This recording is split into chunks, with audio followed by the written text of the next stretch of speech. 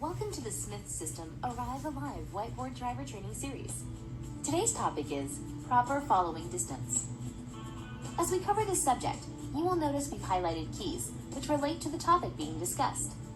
The proper use of these keys will allow you to avoid conflicts in traffic and to arrive alive. What is the proper following distance? All drivers have an opinion, but few seem to agree on an answer.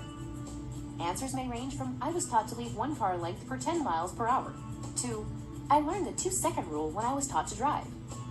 Others may just reply, "I drive at a distance that makes me feel comfortable."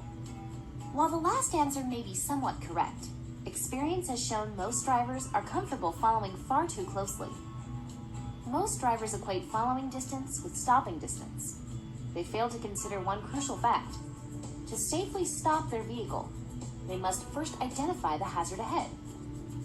This may sound simple, but each day countless numbers of drivers are involved in collisions because they fail to see problems ahead early enough to react. When following too closely, drivers must devote a great deal of their attention to the leading vehicle. They know subconsciously they could easily rear-end the vehicle ahead should the driver brake suddenly. Consequently, not enough time is spent looking for the source of potential problems. Using these two keys gave this driver more time to react, and ultimately less to react to. Smith's system recommends a minimum 4-second following distance for small and mid-sized vehicles.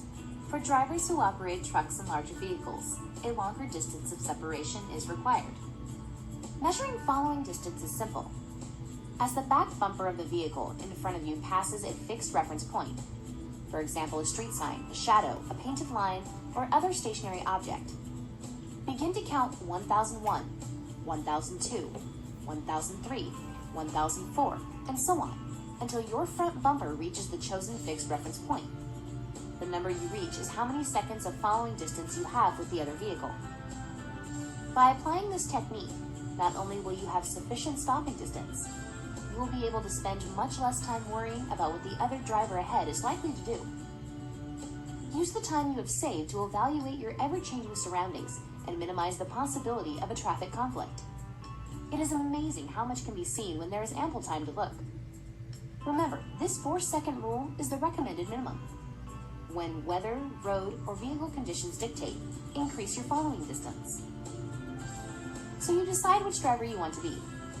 The driver who only sees the rear of the leading car, or the driver who makes informed decisions with ample time and space. So next time you drive, try this technique.